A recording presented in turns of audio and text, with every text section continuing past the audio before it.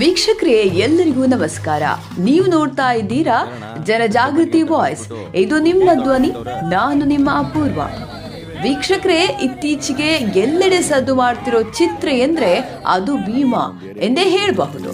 ಹೌದು ವೀಕ್ಷಕರೇ, ಭೀಮಾ ಚಿತ್ರ ಕರ್ನಾಟಕ ರಾಜ್ಯಾದ್ಯಂತ ಎಲ್ಲೆಡೆ ಸದ್ದು ಮಾಡ್ತಿದೆ. ಇತ್ತೀಚಿನ ದಿನಗಳಲ್ಲಿ ಸಿನಿಮಾಗಳು ತುಂಬಾ ತಡವಾಗಿ ಬಂದರೂ ಬಹಳ ಅದ್ದೂರಿ ಯಶಸ್ಸನ್ನು ಪಡೆದುಕೊಳ್ತವೆ.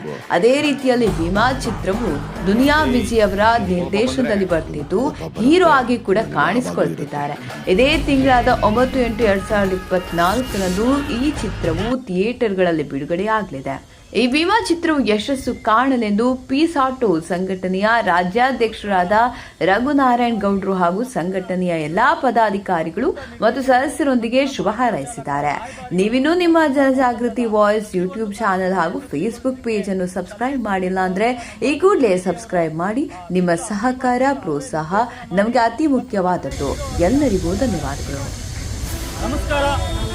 ವಿಶೇಷವಾಗಿ ನಮ್ಮ ಕನ್ನಡ ಚಿತ್ರದ ದೊಡ್ಡ ನಿರ್ದೇಶಕರು ಮತ್ತು ನಮ್ಮ ಆಟೋ ಚಾಲಕರ ರಾಯಭಾರಿಗಳು ನಮ್ಮ ಪೀಸ್ ಆಟೋ ತಂಡದ ಪ್ರತಿಯೊಂದು ಕಾರ್ಯಕ್ರಮನ ಯಶಸ್ವಿಗೊಳಿಸಲಿಕ್ಕೆ ಸಲಹೆ ಸೂಚನೆ ಕೊಡುವಂಥ ನಮ್ಮ ದುನಿಯಾ ವಿಜಯ್ ಅವರು ಚಿತ್ರ ಭೀಮಾ ಚಿತ್ರ ಅವರೇ ನಿರ್ದೇಶನ ಮಾಡಿ ಮತ್ತು ನಟನೆ ಹೀರೋ ಆಗಿ ಆಕ್ಟ್ ಮಾಡುವಂಥ ಈ ಭೀಮಾ ಇದೇ 9ನೇ ತಾರೀಕು ಕರ್ನಾಟಕದ ಥಿಯೇಟ್ರಲ್ಲಿ ರಿಲೀಸ್ ಆಗ್ತಾ ಇದೆ.